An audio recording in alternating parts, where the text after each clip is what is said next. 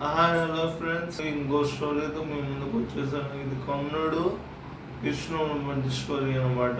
కర్ణుడు వచ్చి కృష్ణుడితో బాధపడుతున్నాడు అనమాట. నన్ను పుట్టుగా మా అమ్మ నాన్న వదిలేశారు, మా గురువు గారు కూడా నాకు శిక్షణించడానికి ఒప్పుకోలేదు. ద్రోణాచార్య స్వయంవరంలో కూడా రాజమ్ని గారని ఉపమరంలో కూడా ఆ స్వయంవరంలో కూడా నేను పాల్పంచుకోలేకపోయాను అని చెప్పి ఇట్లా కష్టాలు చెప్పుకుంటూ బాధపడుతుంటే అప్పుడు కృష్ణుడు వచ్చి తన లైఫ్ స్టోరీ చెప్పాడు అనమాట. నేను ఎక్కడ పుట్టాను కన్నా, నేను ఎక్కడ పుట్టాను, జైల్లో పుట్టాను.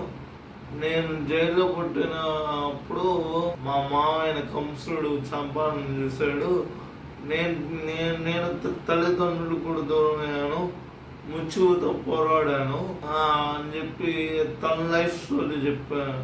అట్లా తన లైఫ్ స్టోరీ చెప్పాడు. ఇదే కదా ఫ్రెండ్, వాళ్ళ జీవితంలో జరిగిన సంఘటనని ఎత్తుకున్నారు. ఇంకోరేమో ఆ జీవితంలో జరిగిన సంఘటన ఒప్పుకోలేక చనిపోయారు. కాకపోతే అట్లా ఒప్పుకున్న వాళ్ళు ఇప్పుడు మనము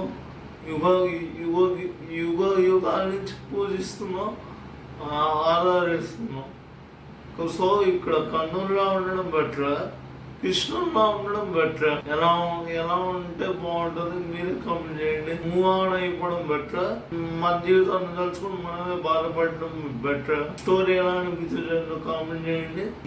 ఇది ఎలా అనిపించిందో కామెంట్ చేయండి. లైక్ చేయండి, షేర్ చేయండి, సబ్స్క్రైబ్ చేయండి ఫ్రెండ్స్. ఇంకో స్టోరీతో మేము ముందుకు వస్తాను.